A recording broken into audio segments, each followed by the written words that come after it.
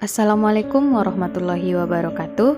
Perkenalkan, nama saya Ade Purnama, NIM 12010320962. Saya dari Universitas Islam Negeri Sultan Syarif Kasim Riau, jurusan Manajemen Pendidikan Islam semester 3. Di video kali ini, saya akan menjelaskan materi bahasa Indonesia mengenai kalimat efektif guna memenuhi tugas UTS dari dosen kita tercinta, pengampu mata kuliah Bahasa Indonesia, yaitu Ibu Nur Haswinda MPD. Mungkin sebagian orang masih bertanya-tanya, apa sih kalimat efektif itu? Nah, jadi kalimat efektif adalah kalimat yang dapat mengungkapkan gagasan sesuai dengan yang diharapkan oleh si penulis atau si pembicara. Artinya, kalimat yang dipilih penulis atau pembicara harus dapat digunakan untuk mengungkapkan gagasan, maksud, atau informasi kepada orang lain secara lugas, sehingga gagasan itu dipahami secara sesama oleh pembaca atau pendengar. Dengan demikian, kalimat efektif harus mampu menciptakan kesepahaman antara penulis dan pembaca atau pembicara dengan pendengar. Sebelum kita mengungkapkan kalimat efektif itu sendiri, kita terlebih dahulu harus tahu ciri-ciri kalimat efektif. Adapun ciri-ciri kalimat efektif yaitu yang pertama kelugasan, yang kedua ketepatan, yang ketiga kejelasan, yang keempat kehematan, dan yang kelima adalah kesejajaran. Yang pertama adalah kelugasan. Kelugasan dalam kalimat efektif mensyaratkan bahwa informasi yang akan disampaikan dalam kalimat itu ialah yang pokok-pokok saja, tidak boleh berbelit-belit, tetapi disampaikan secara sederhana. Yang kedua adalah ketepatan. Ketepatan dalam kalimat efektif mensyaratkan bahwa informasi yang akan disampaikan dalam kalimat itu harus jitu atau sesuai dengan sasaran, sehingga dibutuhkan ketelitian. Yang ketiga adalah kejelasan. Kejelasan dalam kalimat efektif mensyaratkan bahwa kalimat itu harus jelas strukturnya dan lengkap unsur-unsurnya.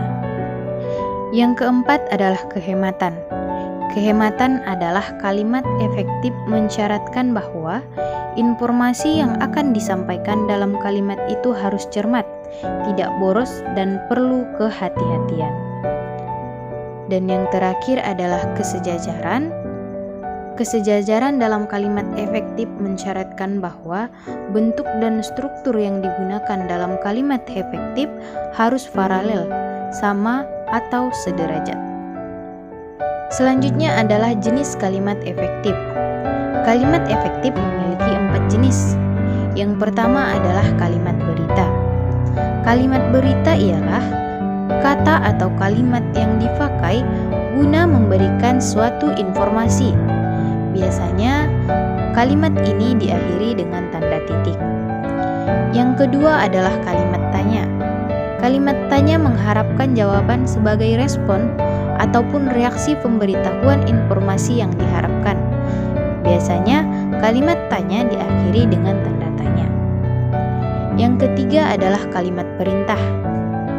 Kalimat perintah bermaksud untuk menginstruksikan seseorang untuk melakukan sesuatu. Dan kalimat ini biasanya diakhiri dengan tanda seru. Dan yang terakhir adalah kalimat ajakan. Kalimat ajakan adalah kalimat yang mengajak minat lawan bicara. Selanjutnya, syarat-syarat kalimat efektif. Adapun syarat-syarat kalimat efektif itu ada 4. Yang pertama sesuai EYD, yang kedua sistematis, yang ketiga tidak ambigu, dan yang keempat tidak bertele-tele. Yang pertama tadi adalah sesuai EYD. EYD adalah kaidah utama dalam penulisan kalimat bahasa Indonesia, sehingga harus menggunakan kata-kata dengan ejaan yang benar.